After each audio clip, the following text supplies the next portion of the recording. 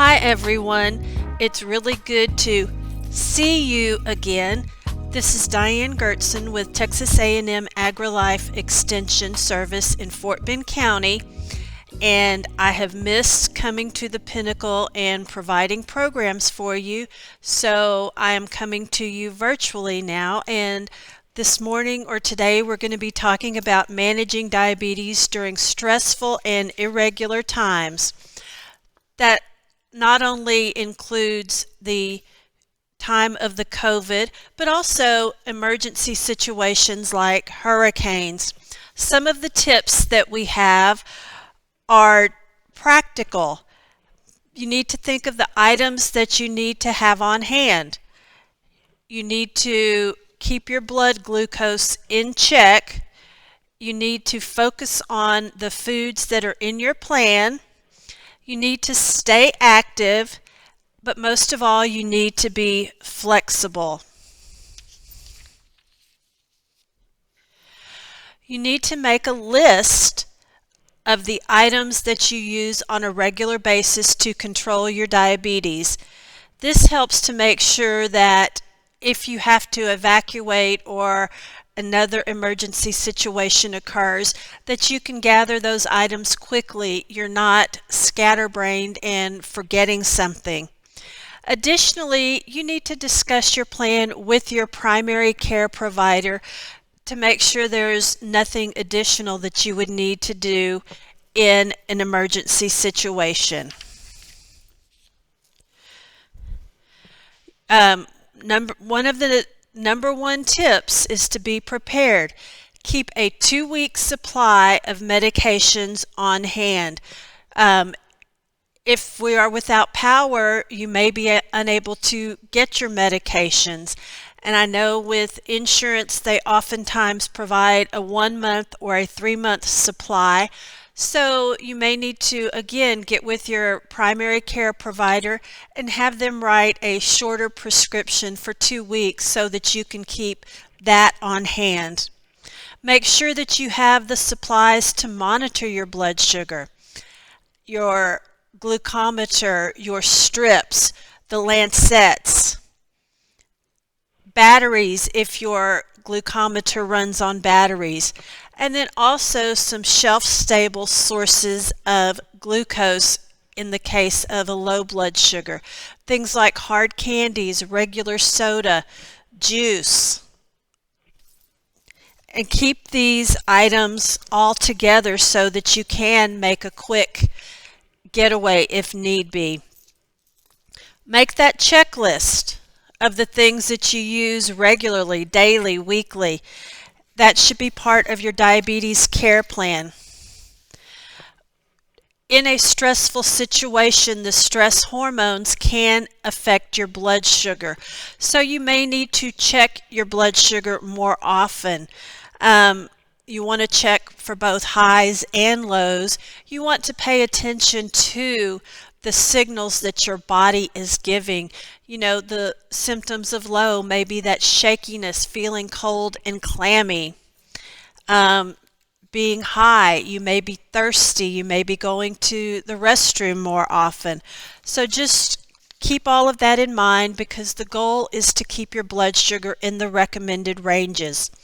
Here you see the recommended blood glucose ranges. These are just general guidelines. Yours may be different based on the discussion that you have with your primary care provider.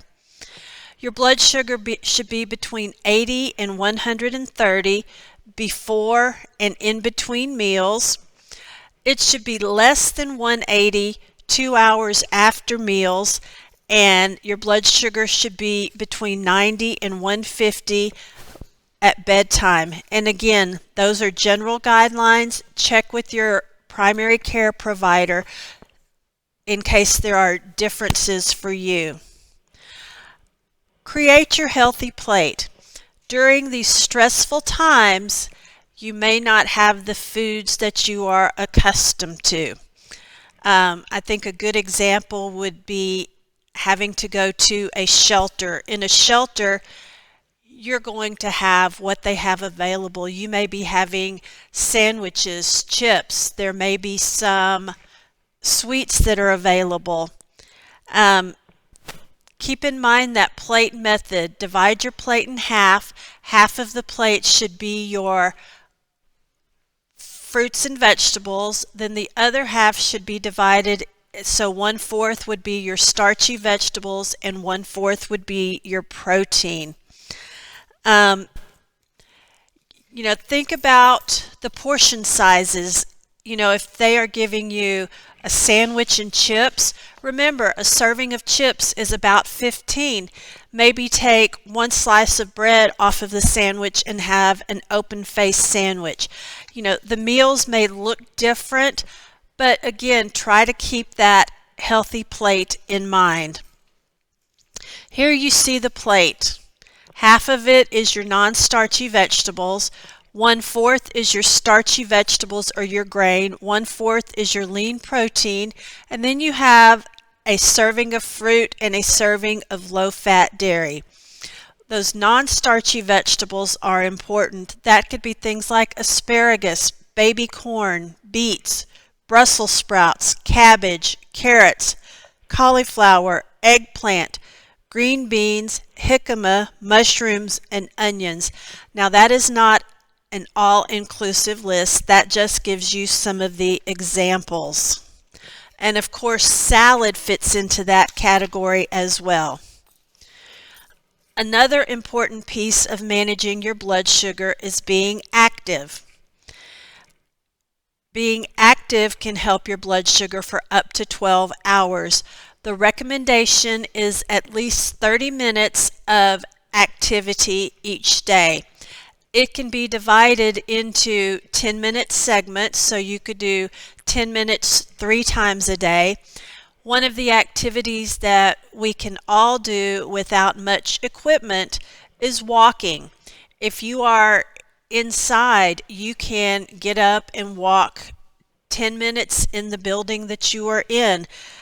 Just remember, all of the movement counts, and the goal is at least 30 minutes most days of the week, and that has a great impact on your blood sugar, and it also helps your stress. Think about the activities that you like. With the cool weather that we are having now, it's great to get outside. Get outside, walk a little bit.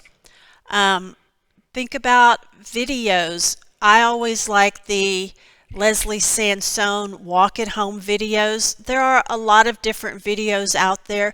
You can do online exercise plans. If you have your smartphone, you can find apps or just download different types of videos.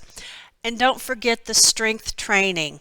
You may not be here at the Pinnacle and have access to the hand weights, but you can use things like water bottles, canned goods, and even your own body weight to do some strength training.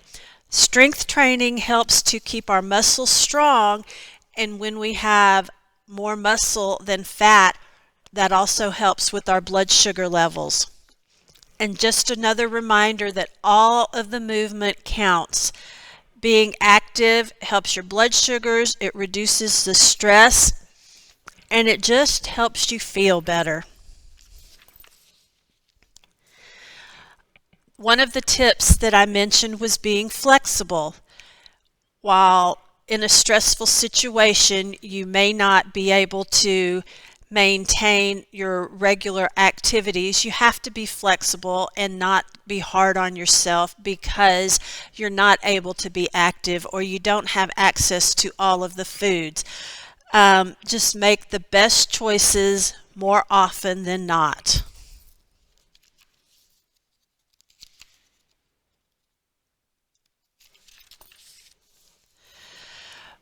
With your diet, just a reminder to more often choose the whole grains, choose the fresh fruits and vegetables. If those are not available, canned and frozen count as well, and our lean protein foods with whole grains, things like whole wheat bread, brown rice, whole wheat pastas, oatmeal, whole grain cereals. So there's a lot of options out there. So think about what you do when you have different foods than you normally do. Look at what's available and make the best choice. Try to make your plate look as close to the healthy plate as you can. With stressful situations, our schedules change. And I know during this time of the COVID pandemic, all of our schedules have changed. You know, some people may be working from home. You may not be able to come to the pinnacle as you were before. So try to come up with a schedule and maintain that schedule so that it makes it easier to control your blood sugars. We all like to have routine in our lives. They always talked about the COVID-15 feeling tempted by food. Try to keep the tempting foods away or hidden in your home so that you are not tempted by them. Try to have those fruits and vegetables, whether they're fresh, canned, or frozen, so that you can make those good choices. Here is a quote: "The hardest decisions in life are not between good and bad or right and wrong, but between two goods or two rights." So look at it that way when controlling your blood sugars.